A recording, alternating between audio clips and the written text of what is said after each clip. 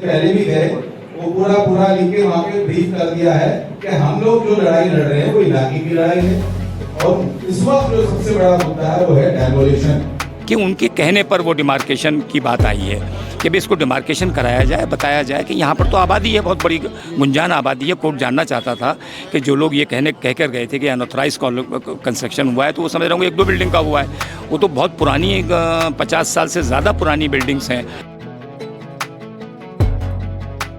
यहाँ अचानक पुलिस आ जाती है, क्या वजह है, क्या मसला क्या हुआ है? नहीं, ये तो हम एलजी साहब को हम अभी पिछले दिनों एक मेमोरेंडम दे के आए थे, और उसी के बारे में हम सारे आरडब्ल्यूएस को बुला के डिस्कस कर रहे थे कि आगे जो डेमोलिशन के इशू हैं और इलाके में गंदगी के अंबार लगे हुए हैं और जितने भी विषय हैं उनके इशू को लेकर ये आरडब्ल्यू में मीटिंग चल रही थी, जिसमें एम ए बर्नी नाम का एक कोई फर्जी पत्रकार है जिसने 100 नंबर पर कॉल की कि वहाँ पर रोहिंग्या और बांग्लादेशी के लिए मीटिंग हो रही है।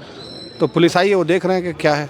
मतलब ये कहा गया है कंप्लेंट करके कि रोहिंग्या और बांग्लादेश वाले बैठे हैं। सर कहाँ के लोगों को कहा जा रहा है? ये सब अब्बुल फजल डी ब्लॉक के लोग हैं। और अंदर है कौन कौन वैसे, कहाँ के लोग हैं? सब अब्बुल फजल के लोग हैं, सब यहीं के लोग हैं, सब लोकल लोग हैं, सब और सभी जो है ना जिम्मेदार लोग, सब जिम्मेदार लोग हैं, सब पढ़े लिखे लोग हैं, सब अच्छे, सब पोस्ट होल्डर लोग हैं। कई आरडब्ल्यू के प्रेसिडेंट हैं, कोई इसके इरफानुल्लाह खान जामिया कोऑर्डिनेशन कमेटी के चेयरमैन हैं, और सभी लोग हैं, जिम्मेदार साथी हैं। सभी लोगों को आप भी जानते होंगे। क्या ये लोग इस तरीके की कॉल करके आपको डराना चाहते हैं? हाँ, उसको असल में पुलिस और कोर्ट से काफ़ी वो उसका धंधा ही एक्सटॉर्शन का है, जिसकी वजह से वो घबराया हुआ है और ऐसी उलझुल बातें कर रहा है। उसने अभी पिछले दिनों एक रिट भी डाली हाई कोर्ट में कि शाहीन बाग में रोहिंग्या और बांग्लादेशी रहते हैं। तो ये उस तरीके से अपनी जान बचाने के लिए इसने उलझुल हरकतें कर रहा है।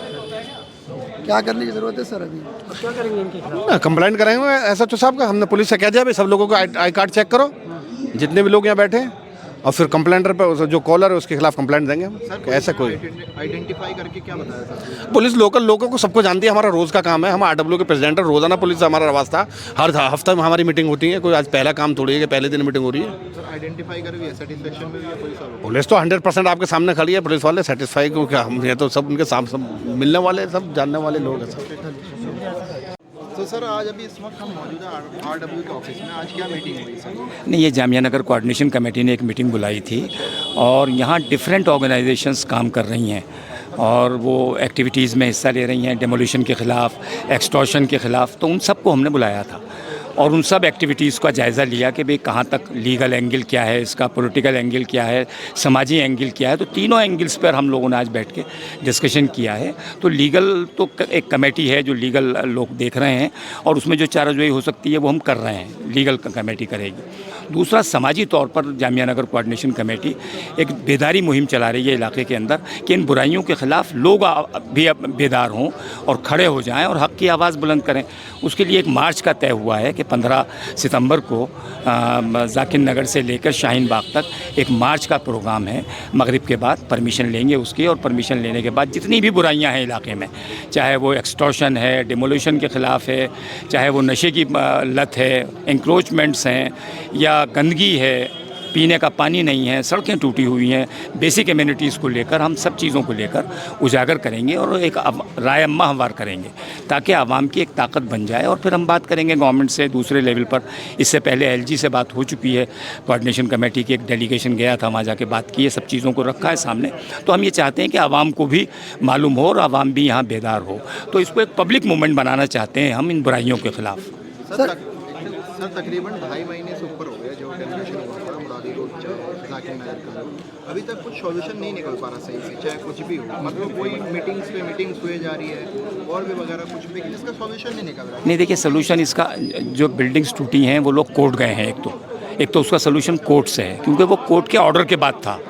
जितनी भी डेमोलिशन अभी हुए हैं 2-2.5 महीने के अंदर, वो ज़ाती बिना पर लोग कोर्ट गए हैं पब्लिक लिटिगेशन में, जबकि उनके पर्सनल इंटरेस्ट थे, एक्सटॉर्शन थी, कहीं पर आपस की झगड़े थे, तो उसके ख़िलाफ़ तो वो लोग कोर्ट चले गए हैं। हम लोग तो सिर्फ आवामी बेदारी पैदा कर रहे हैं कि ये एक्सटॉर्शन की जो बिज़नेस है यहाँ पर, जो इसके लोग हैं, जो गिरोह है, उसके ख़िलाफ़ एक आवाज़ उठे और लोग उस पर बाज़ आएँ कि भाई एक्सटॉर्शन करके, और आप एक्सटॉर्शन भी करते हैं, अगर नहीं मिलता आपको तो आप कोर्ट चले जाते हैं। तो उसके ख़िलाफ़ एक माहौल बना रहे हैं इलाके के अंदर, और बना है।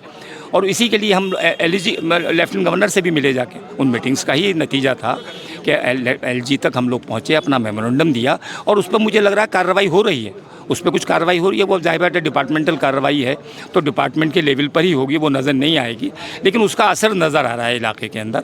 और उसके बाद कोई डेमोलिशन नहीं हुआ है। डेमोलिशन के बाद अब 34 बीघे का डिमार्केशन हुआ है, उससे लोग थोड़े परेशान हैं, घबराए हुए हैं। आप लोग जिम्मेदार लोग हैं यहाँ के, आप क्या कहना चाहेंगे ओखला के आवाम को? देखिए, इस तरह के जो अभी हुआ है, देखिए उसमें एक तो ये कि जो 34 बीघे का मामला, उसमें कन्फ्यूजन बहुत है, उसमें कई राय आ चुकी हैं। जो मकामी लोग हैं जो इससे इफ़ेक्टेड होते हैं उनकी राय बिल्कुल अलग है, और जब डेमोक्रेशन होता है तो पब्लिक की राय दूसरी होती है कि शायद ये सब सारी आबादी को तोड़ने जा रहे हैं और डिमार्केशन हो रहा है। ये भी कोर्ट के ऑर्डर ही पे हुआ है और मालूम ये हुआ है हमें, अब कहाँ तक सही है नहीं, जो लोग वहाँ जिनकी बिल्डिंग्स टूटी हैं कि उनके कहने पर वो डिमार्केशन की बात आई है कि भाई इसको डिमार्केशन कराया जाए, बताया जाए कि यहाँ पर तो आबादी है, बहुत बड़ी गुंजान आबादी है। कोर्ट जानना चाहता था कि जो लोग ये कह कर गए थे कि अनऑथराइज कंस्ट्रक्शन हुआ है, तो वो समझ रहा हूँ 1-2 बिल्डिंग का हुआ है, वो तो बहुत पुरानी 50 साल से ज़्यादा पुरानी बिल्डिंग्स हैं बटला हाउस की, और जहाँ पर ये डिमार्केशन की बात चल रही है। तो मुझे लगता है कि कोर्ट तक ये बात, कोर्ट ने ये डिमार्केशन के लिए कहा है तो उसका डिमार्केशन हुआ है। अब डिमार्केशन की नौयत क्या है उसको हम तलाश कर रहे हैं। आज यही बात आई है कि इसके फैक्ट्स हम हुक्काम से मिलके, एसडीएम हैं, डीएम हैं, उनको भी एलजी ने बताया कि बुलाया था और मालूम किया था इसके बारे में, तो उनसे रब्ता करने की कोशिश कर रहे हैं। तब एग्जैक्ट पोजीशन हम बता पाएंगे कि 34 बीघे का असल मामला है क्या। सर यहाँ पर कौन-कौन लोग मौजूद थे आज आरडब्ल्यू के ऑफिस में? देखिए ये मीटिंग, इल्ज़ाम लगाया गया है कि यहाँ पर पुलिस की कॉल आई, तो पुलिस भी आई यहाँ पर और कहा गया कि रोहिंग्या और बांग्लादेश इस तरह के इल्ज़ाम लगा रहे हैं ओखला के आवाम को, तो आप क्या कहेंगे सर, कैसे लोग थे यहाँ, किस तरह के लोग? देखिए जिन लोगों ने रिपोर्ट किया है या फिर फाल्स वो किया है, तो हमने पुलिस से यही कहा है, जो यहाँ आए थे लोग, उनके इंस्पेक्टर थे, दूसरे लोग थे, कि आप इसके ख़िलाफ़ कार्रवाई कीजिए, क्योंकि आपके पास फाल्स रिपोर्ट आई है और 100 नंबर पे अगर कोई फाल्स रिपोर्ट करता है तो उसका भी ख़िलाफ़ कानून है, सख्त सज़ा है उसकी, और उसको गिरफ़्तार करने की भी बात आती है अगर वो फाल्स है, क्योंकि उसने पुलिस को गुमराह किया है। और एक अच्छी मीटिंग हो रही थी, इलाके की ताल्लुक़ से हो रही थी, सिविक्स एमिनिटीज़ को लेकर हो रही थी, इलाके की फ़लाह के लिए हो रही थी, और हम तो एडमिनिस्ट्रेशन का कोऑपरेशन करेंगे। अगर हम यहाँ पर माहौल ठीक होगा, इलाका ठीक होगा, इलाके में अमन अमान रहेगा, तो मुझे लगता है कि उसके ख़िलाफ़ तो वो जो लोग आए थे पुलिस के लोग, जहाँ उन्होंने इन्फॉर्मेशन दी है या LIU को दी है, वो भी उनके ख़िलाफ़ कार्रवाई कर रहे हैं। और हम लोग भी कोशिश करेंगे कि जो पुलिस ने रिपोर्ट दी है यहाँ आकर, उस पर कार्रवाई होनी चाहिए, उस पर एक्शन होना चाहिए, क्योंकि ये तो लीगल